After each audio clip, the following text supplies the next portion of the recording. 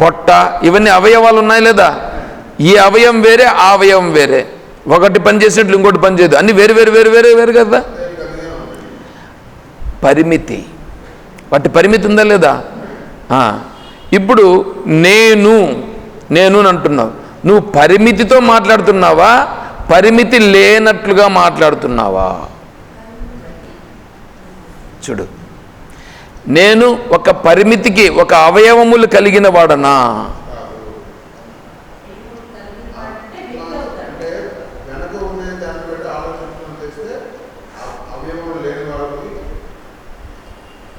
అదే ఇప్పుడు నువ్వు ఏది అని రెండున్నాయి కదా. ఇప్పుడు అహం, నేను, నువ్వు ఇదా అదా? అది అది అని అన్నప్పుడు నువ్వు ఆ స్థితిలోకి రా, ఆ స్థితిలోకి రా. అంటే ఇప్పుడు నువ్వేం చేయాలి? ఇప్పుడు ఇది ఉంది కదా, ఇది ఉంది కదా, మరి దీనితో ఏం చేయాలి నేను? అయ్యా, దీనితో దానిని గుర్తించడం కోసమే ఇది ఉండేది, దాన్ని గుర్తించడం కోసమే ఇది ఉండేది. కొంతమందికి ఒక డౌట్ ఏమంటే, ఈ శరీరం పడిపోతుంది కదా, ఈ శరీరం పడిపోతుంది కదా, అది ఉంటుందా ఉండదా అప్పుడు అని. అయ్యా, ఇప్పుడు ఈ శరీరం ఉండినప్పుడు అది ఉంది, శరీరం లేనప్పుడు కూడా అది ఉంది. ఇప్పుడు ఘటాకాశము,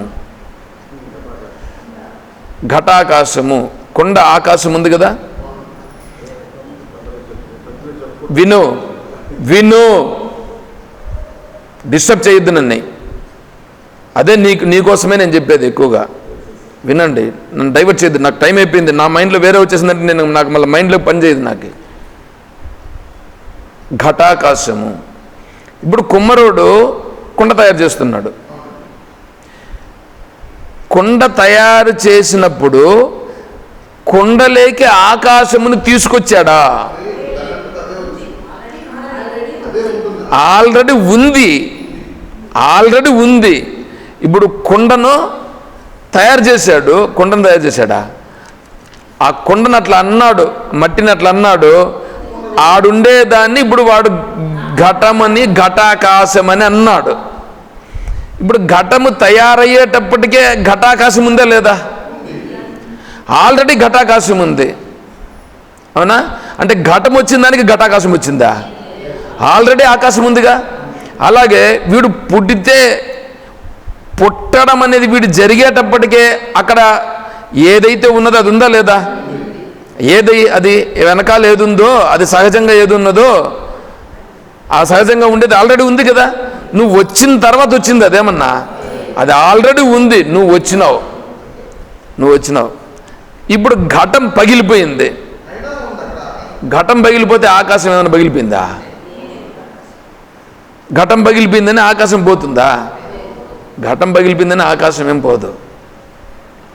అలాగే ఈ శరీరం పోయిందని ఆ వెనకాల ఉండేటువంటి ఆ సహజత్వం పోతుందా? పోదు. ఇప్పుడు నువ్వు తెలుసుకోవాల్సింది దేనిని అంటే, ఏది సహజమై ఉన్నదో ఆ సహజమైన దానిని తెలుసుకునుటయే, తెలుసుకొని అలా ఉండుటయే. అర్థమైందా? ఇప్పుడు ఎప్పుడైతే మీరు ఈ సహజత్వమైనటువంటి స్థితికి వస్తారో, మీరు కావాల్సింటే మీకు ఉన్నటువంటివి ఏవైతే ఉన్నాయో వాటిని చూసుకోండి. మీకు సుఖమో దుఃఖమో లేకపోతే లాభమో నష్టమో వచ్చినప్పుడు ఒక్క నిమిషం కూర్చొని నేను ఇదా అదా, అర్థమవుతుందా? నేను ఇదా అదా, స్పష్టంగా కూర్చొని దీన్ని నువ్వు చూసుకో, బ్యారేజ్ వేసుకుంటే ఏమవుతుంది తెలుసా? వెంటనే అది డిజాల్వ్ అయిపోతుంది, దాని యొక్క అస్తిత్వమే దూరం అయిపోతుంది. అయితే వెంటనే నువ్వు అది అనుకున్నంత మాత్రం వెంటనే రావాలంటే అది రాదు. అది రావాలంటే ఈ పరిచయం ఉంటే అది వస్తుంది. అక్కడ ఈ పరిచయం లేకుండా నువ్వు నిరంతరము బయట పోతా ఉండి నువ్వు అది రావాలంటే ఎట్లా వస్తుంది? అర్థమవుతుందా? కాబట్టి దీనిని ఏం చేయాలి? ఇప్పుడు ఈ స్థితికి నువ్వు రావాలంటే శ్రవణ మనన నిధిధ్యాసలు ఇవి చేయాలి.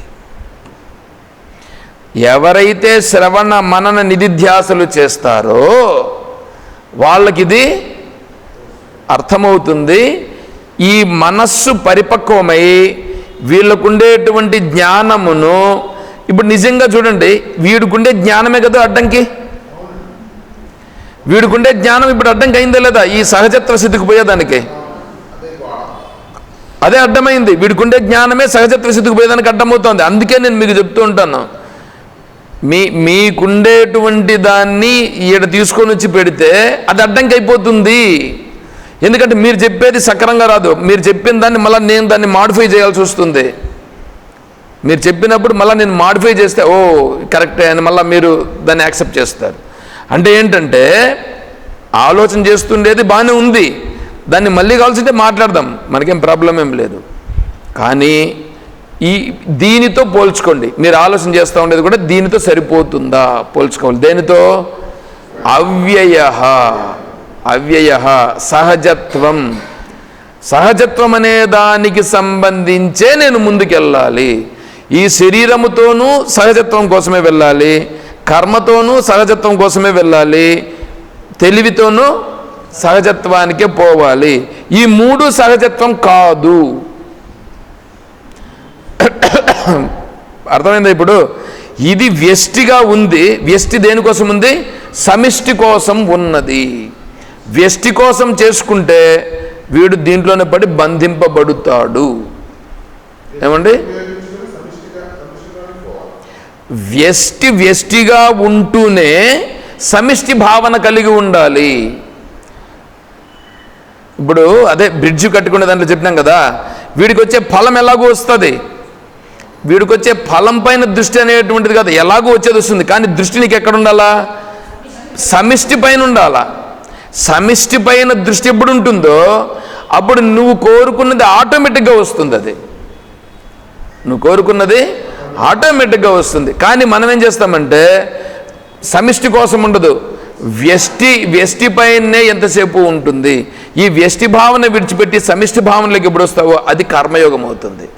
వ్యష్టి భావన విడిచిపెట్టి సమిష్టి కోసం ఎప్పుడు పనిచేస్తావో ఆలోచిస్తావో అది జ్ఞాన భావన అవుతుంది. చూసారా? కాబట్టి అలా చేస్తూ పోతే అప్పుడు మనం సహజత్వ స్థితికి సునాయాసంగా మనం వెళ్ళగలుగుతాము. చేరగలుగుతాం. కొద్దిగా అర్థమైంది ఇది. ఇప్పుడు ఇది ప్రతి దాంట్లో ఏమనుంది? అహమేవాహం అవ్యయ, నేను అవ్యయుడను. అవ్యయుడునా వ్యయుడునా? నేను అవ్యయుడును. ఇప్పుడు ఎప్పుడైనా సరే ఇంకా మిమ్మల్ని ఎవరైనా ఏమని అడిగితే ఏం చెప్పాలి? నేను అవ్యయుడను అని రావాలి. అర్థమవుతుందా? ప్రతి క్షణము కూడా అహమేవాహం అవ్యయ అది ముందు గుర్తించండి. తర్వాత మళ్ళీ ఇంకా రేపటి నుంచి శ్లోకంలోకి ఎంటర్ అయ్యి తెలుసుకుందాం. ఓం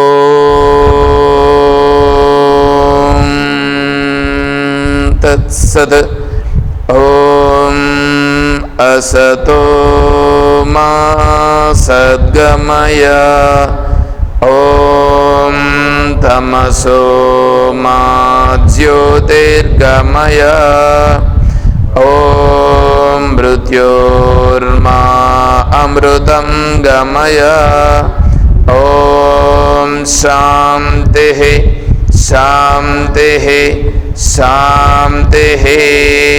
హరి ఓం తత్సత్. ఓం సర్వం శ్రీ సద్గురు చరణారవిందార్పణమస్తు. ఓం జయ బోలో శ్రీ కృష్ణ పరమాత్మ की जय, बोलो गीता माता की जय, बोलो भक्त मंडली की हर नमः पार्वती पतये. जय सीताराम. हरे ओम तत्सत्.